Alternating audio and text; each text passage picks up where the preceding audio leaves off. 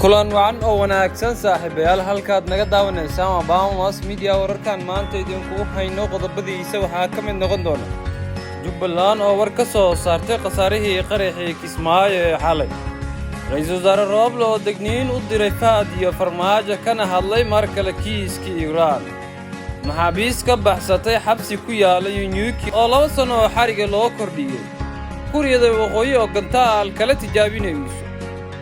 daawadayaal ku soo dhawaada qodobadaas oo faahfaahsan wasaaradda amniga dawlad goboleedka Jubbaland ayaa faahfaahin dheeraad ah ka bixisay qasaarihii rasmiga ah ee ka dhashay qaraxii xalay ka dhacay gudaha magaalada Kismaayo kaasi oo geystay qasaare dhimasho iyo dhaawac leh afhayeenka wasaaraddaasi Jaamac Axmed Cali Jovane oo u waramayay warbaahinta ayaa shaaca ka qaaday in qaraxaasi ay ku dhinteen ugu yaraan 2 qof 7 kalena ay ku dhaawacmeen Jaamac Jovane ayaa sidoo kale xusay in 7 qof ee dhaawacantay 3 ka mid ah ay yihiin askar ka tirsan ciidamada ammaanka ee maamulka Jubbaland sidoo kale wuxuu intaasi ku daray in ciidamada ammaanka ay weli wadaan baaritaano dheeraad ah oo ku aadan qaraxaasi lala beegsaday goob maqaaxi ah qaraxa waxa uu ka dhacay goob maqaaxi ah inta aan ognahay waxa ku dhimatay 2 ruux oo mid ka mid ah uu caruur yahay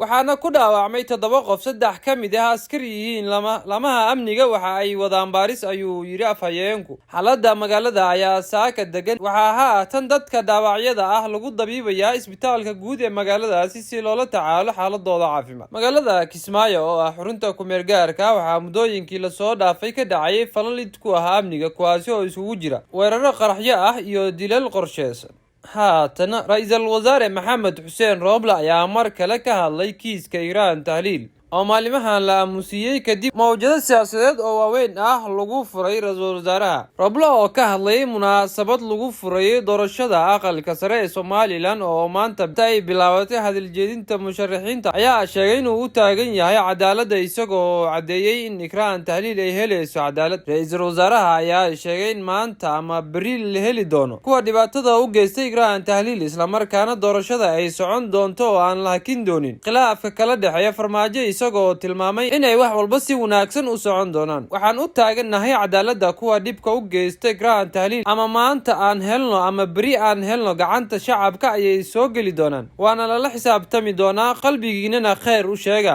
maxkamadda militariga ayaa loo xirsaaray go'aankeeda ayaana sugeynaa dhammaan howlaheeda inay wadato ayaan rajaynaynaa horeyna waan u faray haddana waan u faray sida ugu dhaqsiyaha badan u bilaaba cadaaladdaasi ayaana wada deeqdo ayuu yiri Ra'iisul Wasaaraha hadalka Ra'iisul Wasaaraha ayaa ku soo xilli uu dalka ku jiro khalalaas siyaasadeed iyo mid amni iyadoo xitaa madaxweynaha Galmudug Axmed Qorqor uu iska dhaafay dhaxdhaxaadinta Roble iyo Farmaajo taas oo niyad jab ay ka muujiyeen Farmaajo iyo Faad Yaasiin haatana dalka Kenya maxaabiis gaari 9 oo la soo qabtay kadib markii ay sabtidii la soo dhaafay ka baxsadeen xabsiga magaalada Yunyuki ee ismaamulka Laikipia ayaa lagu amray inay 2 sano oo dheeraad ah halkaasi ku sii jiraan waxa ay ka mid ahaayeen 14 carray 5 aan ilaa iyo haatan la soo qaban gudoomiyaha waaxda asluubta ee dalka Welsef Ogola ayaa axadii gaaray ismaamulka Laikipia ayaa shakhsiyaadka ku jira xabsiyada ugu digay inay isku dayaan baxsasho maadaama taasi ay ku noqonayso dambi kale waxa uu ku booriyay inay u hoggaamsamaan sharciga oo aynan isku dayin inay ka cararaan goobaha lagu hayo haatana wararka aan ka helino dawladda Kuuriyada Waqooyi ayaa lagu soo waramayaa inay tijaabisay gantaal kale oo ka mid ah kuwa ridada dheer sarkaal ka tirsan Kuuriyada